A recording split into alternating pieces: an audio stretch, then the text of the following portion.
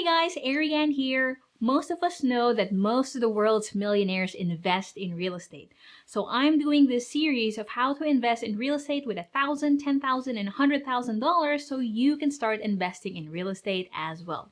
So if you haven't already, check out those other videos in the series. This specific one is how to invest $100,000 in real estate so you can start your path to becoming a real estate millionaire and having time and financial freedom to do what you really want to in life.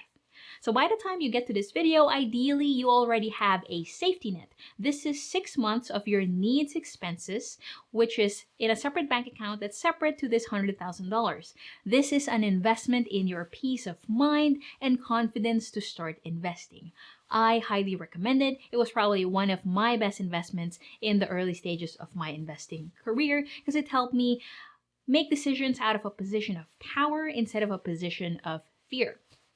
Next, you ideally also would have no high interest debt, which is any debt that is 6% or higher.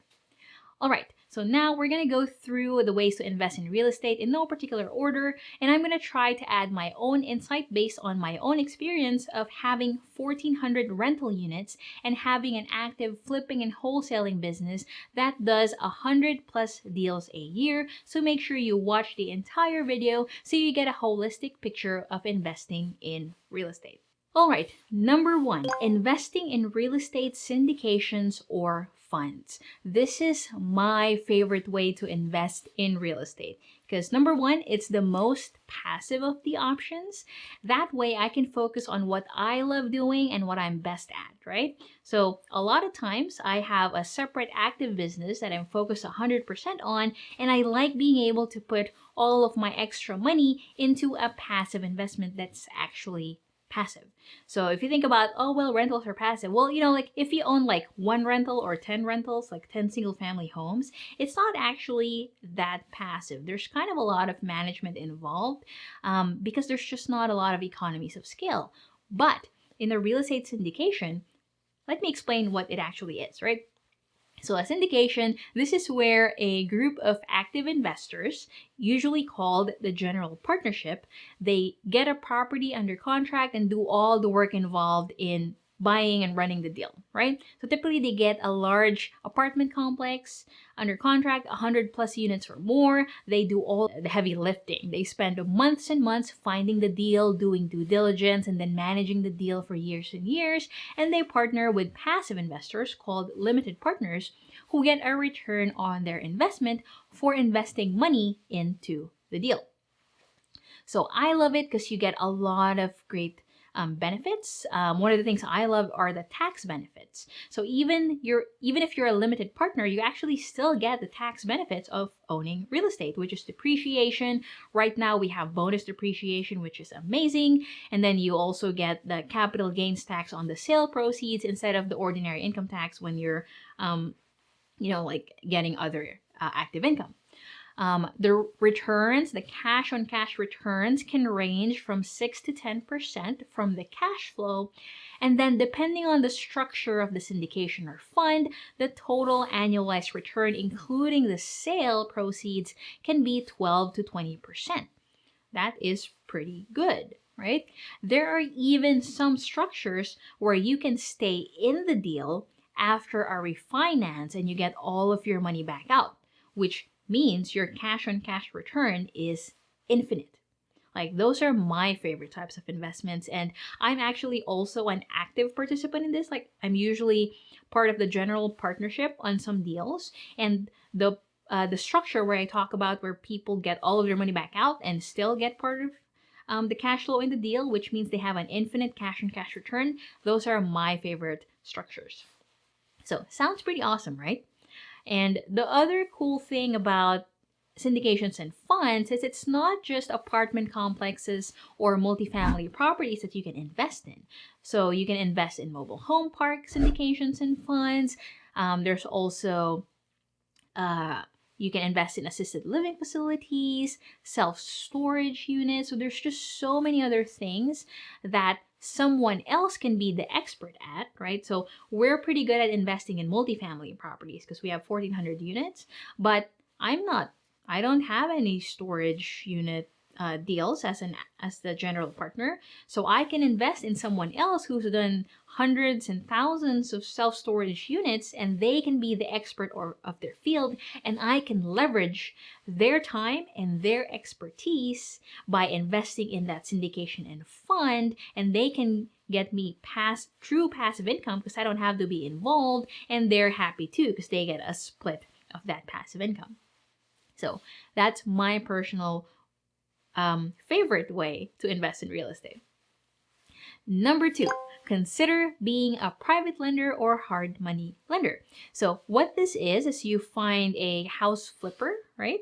Or a person who has a house flipping company, and you negotiate a rate with them to invest in their real estate deals. So we do this a lot. We have a house flipping company, and typically the rates can vary between 6 to 12% or more. Now, we're a very established house flipping company, so usually our rates are going to be closer to 6% because we've done hundreds of flips over the last few years, right? Or for someone who's starting out, maybe you negotiate a higher rate.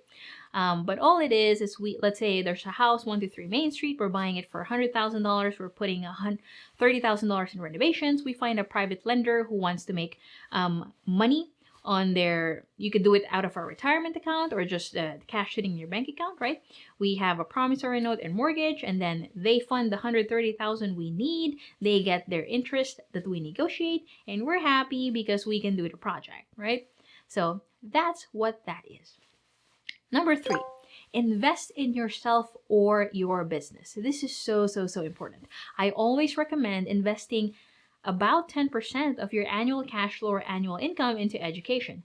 I've personally invested over $400,000 in my own education, and it has always given me the best returns. My recommendation is to make the most amount of money that you can in your primary job or business, and usually the way I improve myself and I can make more money in my primary job or business is by investing in knowledge, investing in coaches, investing in membership, investing in a mastermind. And that helps me elevate my expertise, elevate my knowledge, and I make more money in that primary area that I'm focused on. And then what I'm not focused on, I put all of the money I make in that active income or active business, and I put it typically in the multifamily investments as a passive investor. As far as real estate investing related examples of businesses, here are some examples, right? You can have a flipping business or rehabbing business, right? You flip houses in that business. You can also have a wholesaling business. The other one is multifamily syndication. So you can actually do the active piece and be a general partner in the multifamily syndication business, and you find a deal, you do the due diligence, you asset manage for the years, and then you do the investor relations, right? So those are some ways to have an active real estate business. Next, we're going to talk about some semi-passive ways, right? So these are more active than what we talked about earlier, which is, as a passive investor in a fund or syndication, I literally send them the money, I check the updates every quarter, and I receive my check every quarter. That's it, right? Now, these ways are more active. That's why I call them semi-passive. So number 3 is buy your own 5 to 10 unit multifamily deal and do a BRRRR strategy on that. So with $100,000, you can buy a 5 to 10 unit deal depending on where you are in the country. And I recommend coupling that with a BRRRR method. So you can buy a property, update it, do what you need to do to get the net operating income up, right? So the game in multifamily is you get the income as high as you can, you reduce the expenses as low as you can, which makes the net operating income bigger, which makes the multifamily property worth a lot more. I'm gonna do another video to talk about how to analyze multifamily property. So if you want to see that, let me know in the comments below so I can bump it up to the top of my video list. But anyway, so that's one way you can invest $100,000. The fourth way is to buy more BRRRR rentals. Not necessarily 5 to 10 unit in multifamily, but you can keep buying 2 to 4 units or even just single units for rentals. And the BRRRR strategy really helps you speed up your way to grow your wealth because you can buy an underperforming asset, renovate it, get it up to a nice looking property, get cash flow, refinance your money back out, and then you can redeploy that money on another rental, right? So check out that video about the BRRRR strategy. I'll put it up here and then down in the description below so you can see how to turn $25,000 into $1 million in a few years. All right, guys, so here are some other videos about real estate investing and mastering your money, so check those out. Thank you so much for checking out my channel. Really appreciate you being here. Hopefully you learned something. Let me know in the comments below if something wasn't clear, if you want me to expound on one of the bullet points in this video on another separate video. Don't forget to click that subscribe button and the notification bell, and I will see you next time.